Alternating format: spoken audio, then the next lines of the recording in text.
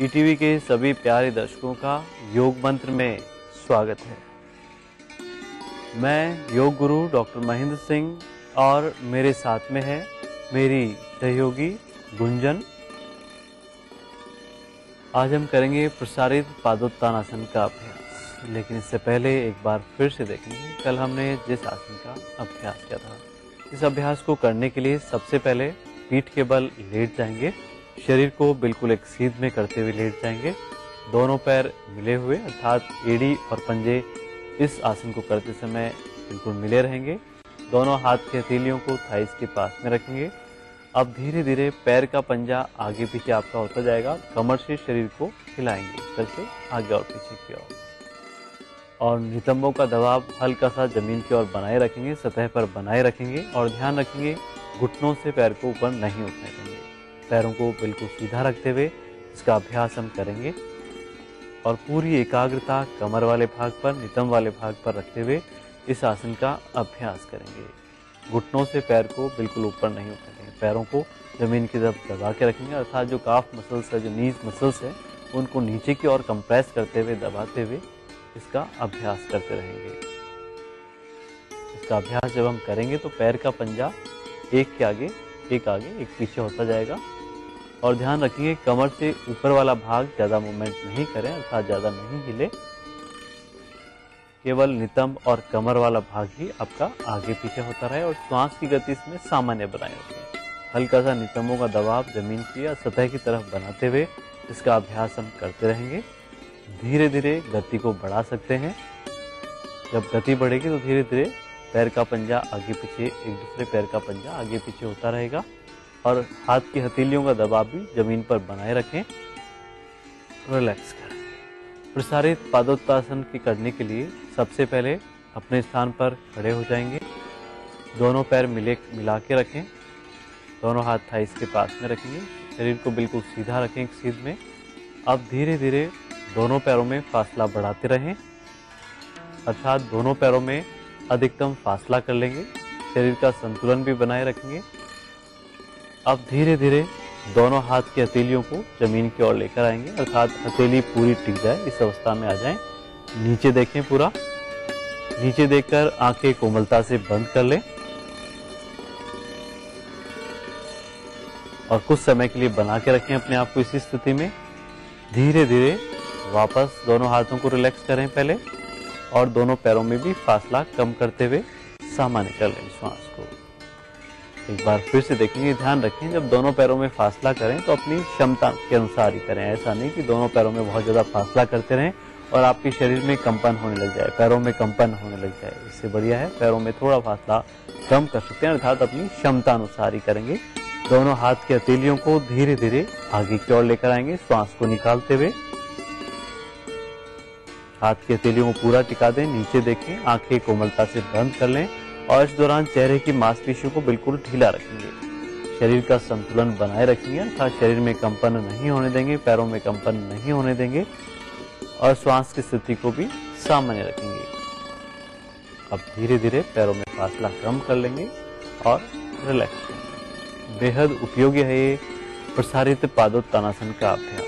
चेहरे की मांसपेशियों के लिए विशेष तौर से लाभकारी है। जिनकी लोअर एब्डोमेन पे एक्स्ट्रा फैट है वे भी नियमित रूप से इस आसन का अभ्यास करके लाभ ले सकते हैं।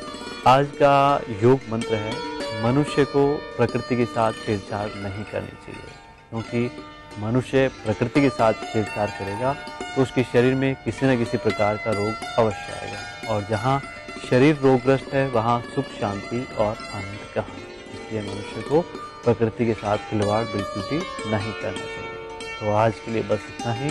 कल हम फिर हाजिर होंगे एक नए योग मंत्र के साथ। तब तक के लिए नमस्कार।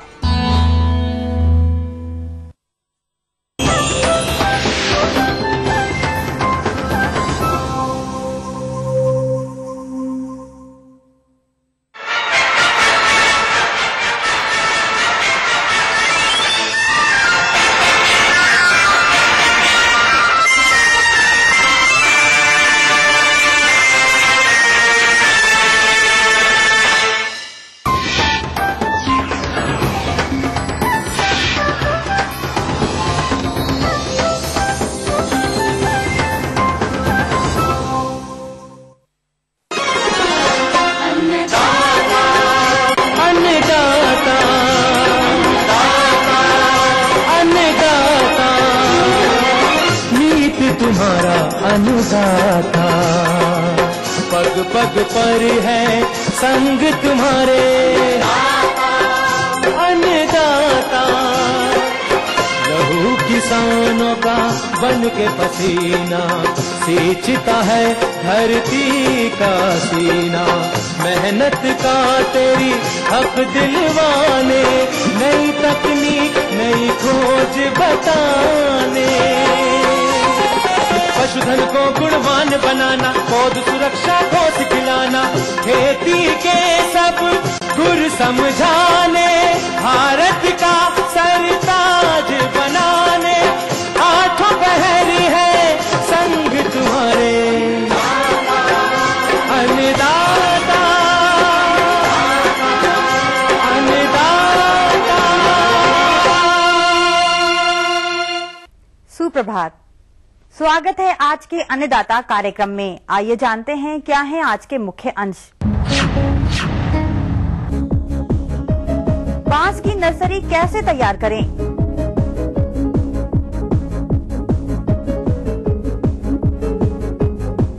करेले की फसल में प्रबंधन कार्य।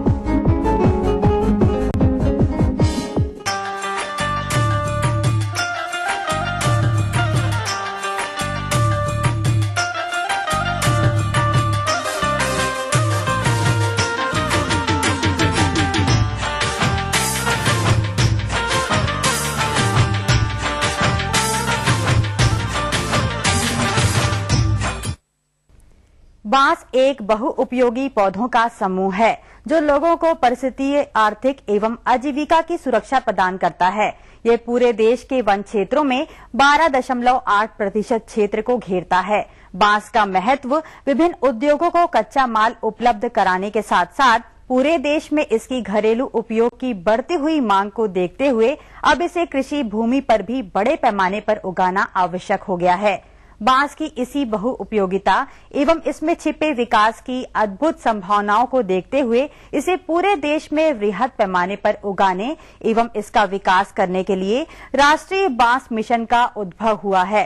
प्रदेश के अनेक जिलों में बांस हेतु आवश्यक जलवायु एवं मृदा दशाओं की अनुकूलता के कारण बांस उत्पादन की प्रचुर संभावनाएं हैं।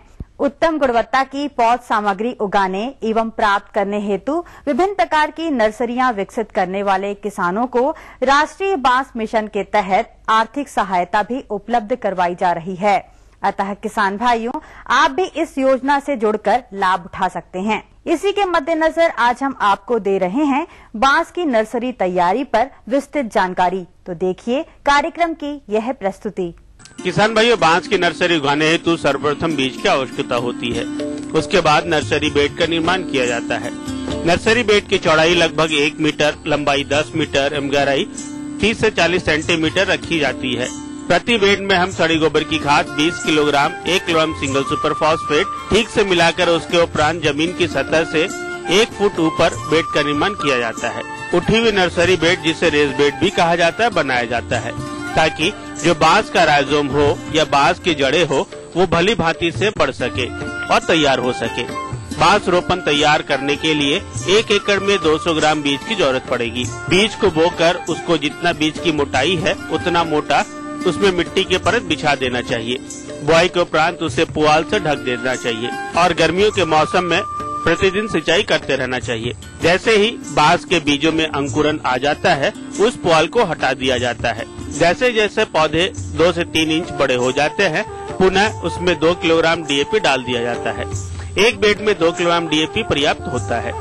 जुलाई अगस्त माह में जब पौधे की वृद्धि होती है उस समय 1 किलोग्राम यूरिया प्रति बेड देना आवश्यक होता है। इस तरह से साल भर के अंत में बांस बेड में लगे पौधे 9 से 10 इंच के हो जाएंगे। तब उन पौधे को निकालकर उनका राइजोम निकालकर यानी कि उसका सूट गॉल वाला हिस्सा काट कर उसका प्रतिरोपण बांस के थालों में 2:1:1 मिट्टी, खाद और रेत मिलाकर प्रतिरोपण कर दिया जाता है। उसमें पुनः डीएपी डाल दी जाती है।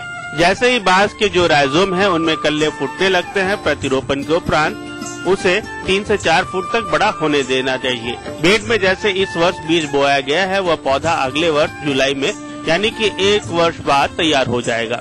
किसान भाइयों, 1 साल के बांस का ही रोपण खेतों में करना चाहिए। तभी वो सफल हो पाएगा। फिर मई जून के अंतिम सप्ताह में उसको खेत में यानी कि मेड़ बनाकर लगाया जाता है। पौधे से पौधे की दूरी 4 मीटर एवं लाइन से लाइन की दूरी 4 मीटर प्रति एकड़ लगाया जाता है। किसान भाई वैसे भूमि जहां पानी का जल जमाव नहीं होता है वहां बांस के पौधे लगा सकते हैं। 1 एकड़ क्षेत्र में पौधे के बचाव हेतु तार से चारों ओर घेर देना चाहिए। इस प्रकार 1 एकड़ बांस का वृक्षारोपण करेंगे तो पौधे की संख्या 300 तक पहुंच जाएगी। साथ ही वृक्षारोपण की तैयारी में कुल खर्च लगभग 2000 रुपये प्रति एकड़ तक आ सकता है। किसान भाइयों, बांस के पौधे 9 से 10 साल में तैयार हो जाते हैं और प्रति पौधे यदि अच्छी गुणवत्ता वाले पौधे हैं तो प्रति कल्ले 9 से 10 बांस की प्राप्ति हो सकती है। बांस की औसत कीमत 40 से 50 रुपए तक होता है, तो एक पेड़ से 400 से 500 रुपए तक आमदनी ली जा सकती है। अगर आपको पौध प्राप्त करना हो तो आप शासकीय वन विभाग के नर्सरी से संपर्क कर सकते हैं और इन पौधों की कीमत 4 से 5 रुपए प्रति पौधे तक होती है। जहां तक पौधे को तैयार करने का खर्च है तो वो लगभग 2 रुपए तक आता है। इस प्रकार इसकी कीमत लगभग 4 से 5 रुपए प्रति पौध तक मिल जाएगा, जिससे कि आपको लाभ लगभग 1 से 2 रुपए तक मिल जाएगा। बांस की अच्छी गुणवत्ता वाले बीज की प्राप्ति के लिए आप अनुसंधान विस्तार केंद्र वन विभाग से संपर्क कर सकते हैं। 1 किलोग्राम बीज का मूल्य 200 रुपए प्रति किलोग्राम तक होता है। चलिए अब बात करते हैं बांस की नर्सरी हेतु किन किन सावधानियों को बरतना चाहिए। तो चलिए जानते हैं बारी बारी से। सर्वप्रथम आप उत्तम गुणवत्ता वाले बांस के बीजों की बुआई करें और बांस रोपण के लिए बेहद जरूरी है कि पौधे की उम्र 1.5 से 2 वर्ष तक ही, साथ ही पौधे की ऊंचाई 3 से 4 फीट तक ही होनी चाहिए। यह भी ध्यान रखना चाहिए कि जहां बांस रोपे जा रहे हों वहां जल निकास का उचित प्रबंधन हो। इसलिए किसानों को यह सलाह दी जाती है कि वे बांस का रोपण हमेशा खेत के मेड़ों पर ही करें। चलिए अब जानते हैं बांस से होने वाले लाभ के बारे में। बांस से हम घरों के निर्माण एवं मरम्मत करने में ध्यान रखने के लिए, कोठी बनाने के लिए और चाहे तो किसान बेचकर आमदनी भी प्राप्त कर सकते हैं। और इसके साथ ही साथ बांस के बर्तन, सूप इत्यादि बनाने में बांस बहुत ही उपयोगी होता है।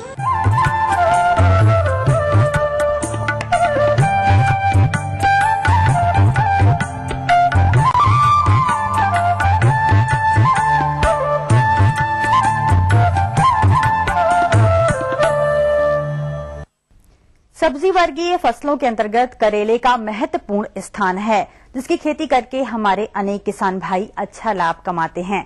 और हमारे जिन किसान भाइयों ने मार्च माह में करेले की बुवाई की होगी वह फलन की अवस्था पर होगी, जो कि उत्पादन एवं गुणवत्ता की दृष्टि से बहुत ही महत्वपूर्ण होती है।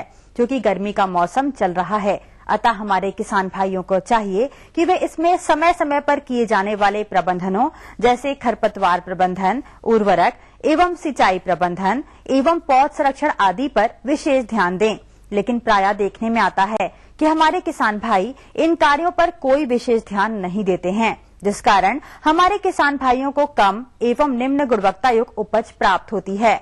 हमारे रिपोर्टर ने भ्रमण के दौरान ग्राम पलसोड़ा, जिला रतलाम के कृषक कमल अंजना से संपर्क किया, जिन्होंने करेले की फसल लगा रखी है। तो आइए मिलते हैं उन्हीं से और जानते हैं करेले की फसल में वर्तमान में किए जाने वाले प्रबंधनों के बारे में। 3 बीघा जमीन में करेले की खेती की है।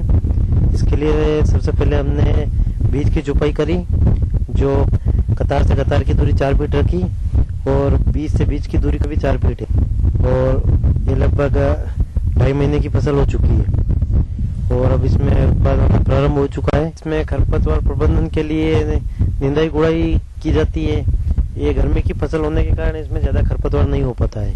प्रबंधन में मुख्य रूप से इसमें जैसे पानी का होता है, हर 1 तुड़ाई के बाद इसमें या 2 तुड़ाई के बाद पानी देना आवश्यक होता है। पानी की ज्यादा जरूरत पड़ती है।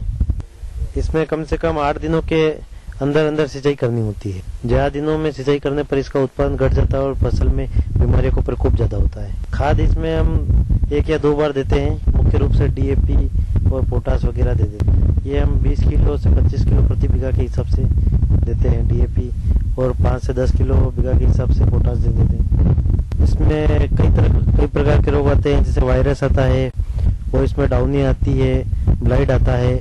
तो इसके अंतर्गत पहला रोग आता है एंथ्रेक्नोइड या शामवाण। इस रोग में पत्तियों, तने तथा फल पर हल्के से धब्बे प्रकट होते हैं। बाद में ये धब्बे काले धब्बों के रूप में परिवर्तित हो जाते हैं।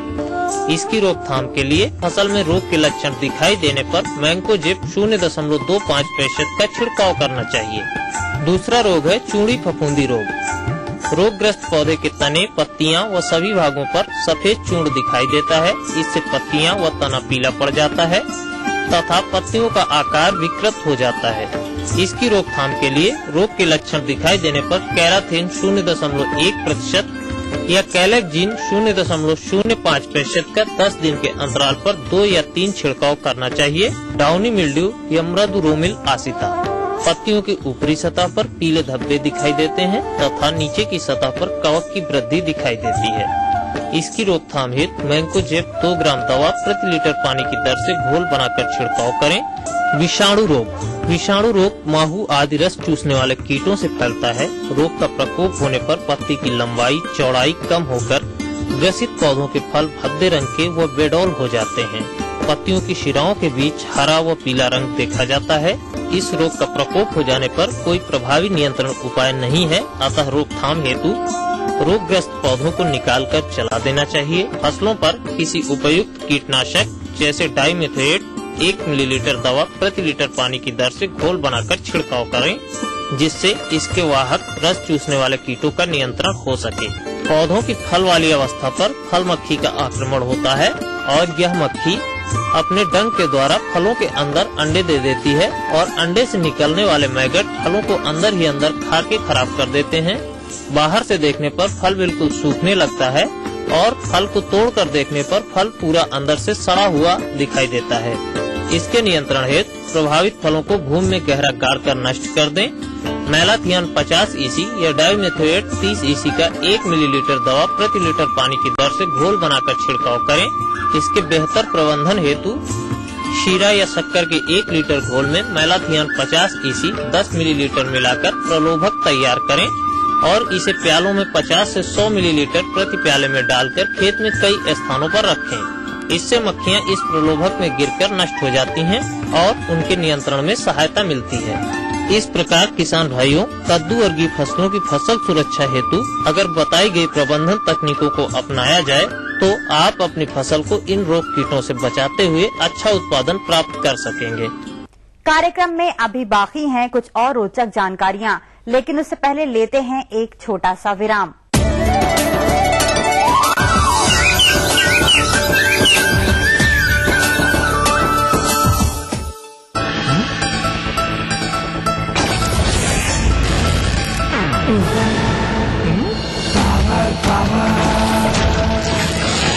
देखो मुझे पावर मिल गया। ये है असली पावर। आयशर 5660, बड़ा ट्रैक्टर, बड़ा पावर। सभी धान उत्पादक किसानों की गंभीर भयावह बोझ बनती समस्या हानि पहुंचाने वाले कीट एवं रोग। क्या इस जटिल होती समस्या से निजात पाने हेतु है कोई कम लागत में पर्यावरण मित्रवत समाधान?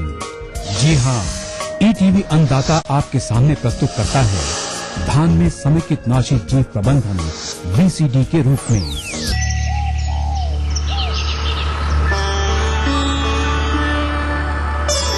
रामलाल जी के घर नया न्यू हॉलैंड ट्रैक्टर। पहले तो लगा सिर्फ ट्रैक्टर आया है और उसके नीले रंग की चमक जब पत्नी की आंखों से खुशी बनकर छलकी तो लगा कोई खास आया है। अब संपूर्ण परिवार का प्यार और जिंदगी का अटूट हिस्सा बन गया है ये ट्रैक्टर। सुरेंद्र सिंह के साथ साथ रामलाल जी भी न्यू हॉलैंड के प्रचारक बन गए हैं। लहलहाती फसलों की जान, तरक्की की पहचान, न्यू हॉलैंड 32 से 90 हॉर्स पावर तक की अत्याधुनिक ट्रैक्टर श्रेणी जो आपको दे बेहतर फसल, बेहतरीन लाभ और आरामदायक सवारी। दुनिया भर में कृषि उपकरणों में अग्रसर न्यू हॉलैंड, हर प्रगतिशील किसान की पसंद। सभी धान उत्पादक किसानों की गंभीर भयावह बोझ बनती समस्या हानि पहुंचाने वाले कीट एवं रोग। क्या इस जटिल होती समस्या से निजात पाने हेतु है कोई कम लागत में पर्यावरण मित्रवत समाधान? जी हाँ, ईटीवी अन्नदाता आपके सामने प्रस्तुत करता है धान में समेकित नाशी जीव प्रबंधन VCD के रूप में।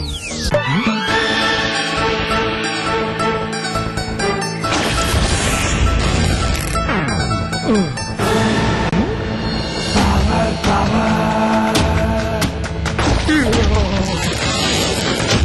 देखो मुझे पावर मिल गया।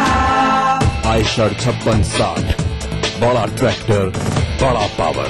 ये है असली पावर। आयशर का वादा उम्मीद से ज्यादा।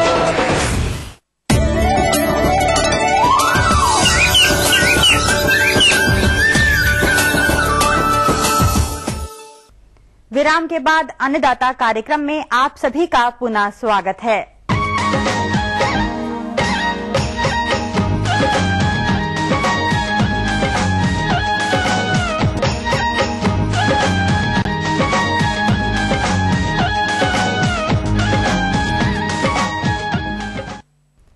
फलोद्यानिकी के अंतर्गत हमारे प्रदेश में अनेक प्रकार के फलों की खेती की जाती है, जिनके अंतर्गत यदि अंगूर की बात की जाए तो प्रदेश के कुछ उत्तर पश्चिमी जिलों जैसे रतलाम एवं महाराष्ट्र से सटे हुए कुछ क्षेत्रों में इसकी खेती की जाने लगी है।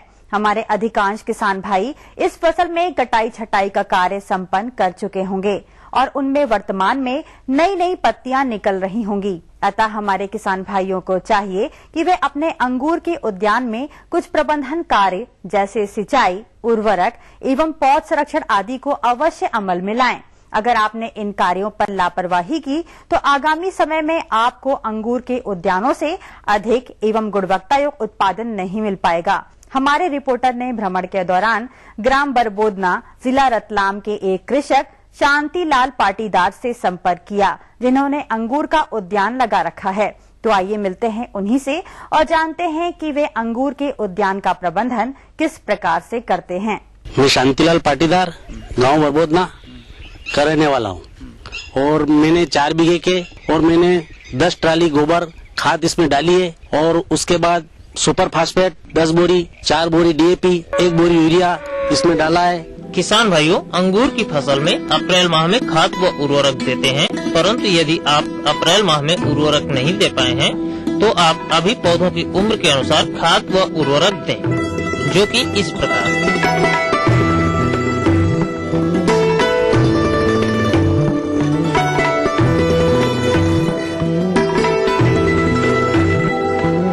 और अभी छटाई का काम कर रहे हैं।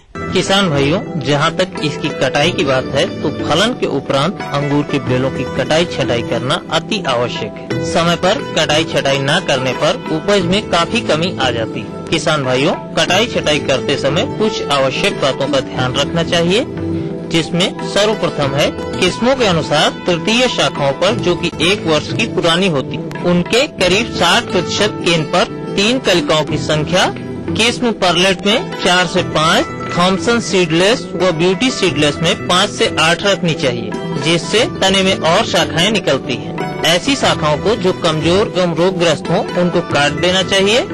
किसान भाइयों, अंगूर की जितनी कलियां शाखा पर रखनी हो उसके बाद अंतिम अवस्था से आगे आधा इंच तना छोड़कर काटना चाहिए। छटाई हम इसलिए करते हैं कि काड़ी बारिश में एकदम पकती है और पकने के बाद फल अच्छा आता है। कटाई छटाई करते समय तने की उखड़ी हुई छाल को हटाकर ताम्रयुक्त फफूंदनाशक जैसे कॉपर ऑक्सीक्लोराइड का लेप बनाकर लगा देना चाहिए एवं ढीली शाखाओं व तनों के चारों ओर सहारा देना चाहिए तथा अच्छी बढ़वार व फलन के लिए पौधों पर वृद्धि नियामक यूरोशील का 50 ppm का घोल बनाकर 6 से 7 पत्ती की अवस्था में छिड़काव करना चाहिए। किसान भाइयों, इसमें सिंचाई का विशेष महत्व है और कटाई छटाई के बाद फलों के पकने तक नियमित अंतराल पर सिंचाई करते रहना चाहिए। सिंचाई के बाद निकाई गुड़ाई कर खरपतवारों को निकालते रहना चाहिए और प्रत्येक निकाई गुड़ाई के पश्चात पौधे पर मिट्टी अवश्य चढ़ा देना चाहिए। भूसा हमने इसलिए डाला है, एक तो जमीन में नमी रहती है और उसके बाद खरपतवार नहीं उगने देता है और ये बारिश में पानी गिरने से खाद भी बन जाता है। किसान भाइयों, जहां तक बात इसमें पौध सुरक्षा की आती है तो वर्तमान की इस फसल में प्रदुरोमिल आसिता यानी डाउनी मिल्ड्यू रोग का प्रकोप होता है। इस रोग के लक्षण सर्वप्रथम पत्तियों पर दिखाई देते हैं तथा इससे उत्पादन पर विपरीत प्रभाव पड़ता है। इस रोग के नियंत्रण हेतु मैंकोजेब 2 ग्राम दवा प्रति लीटर पानी के हिसाब से घोल बनाकर छिड़काव करें तथा पाउडरी मिल्ड्यू रोग का प्रकोप होने पर घुलनशील गंधक 2 ग्राम या कैराथेन 1 ग्राम प्रति लीटर पानी में घोलकर छिड़काव किया जाता है। किसान भाइयों, वैसे तो इसमें ज्यादा कीटों का प्रकोप नहीं होता है, लेकिन रस चूसक कीट जैसे माहू, मकड़ी आदि कीटों का प्रकोप कभी कभी देखा जाता है। और कीटनाशक हम अभी जैसे जरूरत तो नहीं है, पर अब जरूर माखा और मच्छर के लिए हम ये डाइमिथोएट की 1 मिलीलीटर मात्रा प्रति लीटर पानी की दर से घोल बनाकर छिड़काव करना चाहिए। मिलते हैं कुछ पल बाद।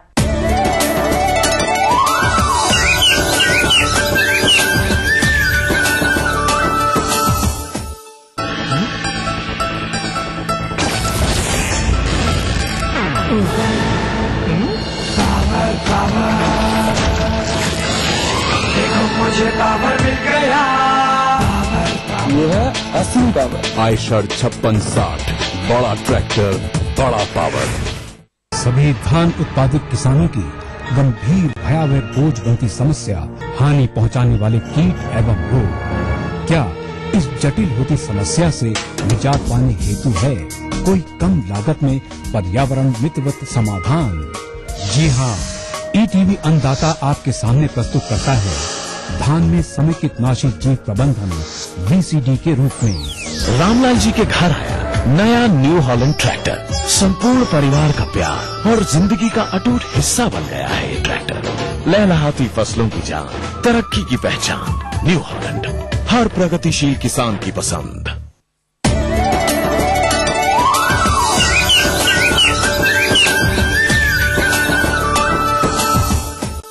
अन्नदाता में आपका पुनः स्वागत है।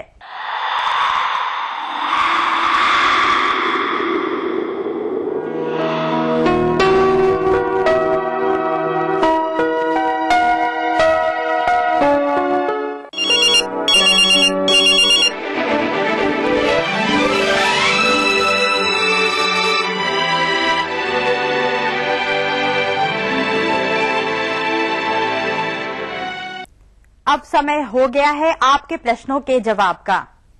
निशुल्क फोन संपर्क सेवा के माध्यम से पूछे गए प्रश्नों में से आज हमने जिस प्रश्न को कार्यक्रम में शामिल किया है उसे पूछा है ग्राम दिमनी, जिला मुरैना के पशुपालक रमेश सिंह ने। इनके एक पशु में बांझपन की समस्या है, यह इसका निदान चाहते हैं। तो रमेश जी, आप अपनी समस्या के निवारण हेतु देखिए कार्यक्रम का यह अंश।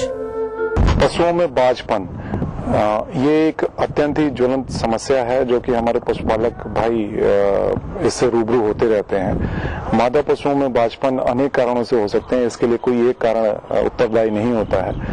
जो इसमें सबसे प्रमुख रूप से कारण माना जाता है वो हमारे पशु होते हैं उनकी वैज्ञानिक तरीके से उनकी आहार व्यवस्था सुनिश्चित न होना जो इनका सबसे प्रमुख कारण होता है। प्राय यह देखा गया है कि ग्रामीण क्षेत्रों में जो हमारे पशुपालक भाई होते हैं वे हमारे पशुओं को आवश्यक संतुलित आहार प्रचुर मात्रा में नहीं देते हैं, जिससे पशुओं में न केवल बांझपन की समस्या बल्कि अनेक प्रकार की अन्य समस्याएं भी उत्पन्न हो जाती हैं।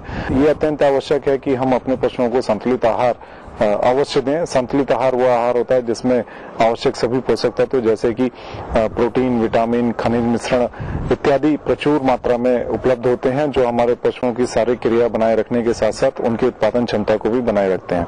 खनिज, लवण व नमक दो ऐसे आवश्यक पोषक तत्व होते हैं जो कि हमारे पशुओं के लिए अत्यंत आवश्यक होते हैं। प्रायः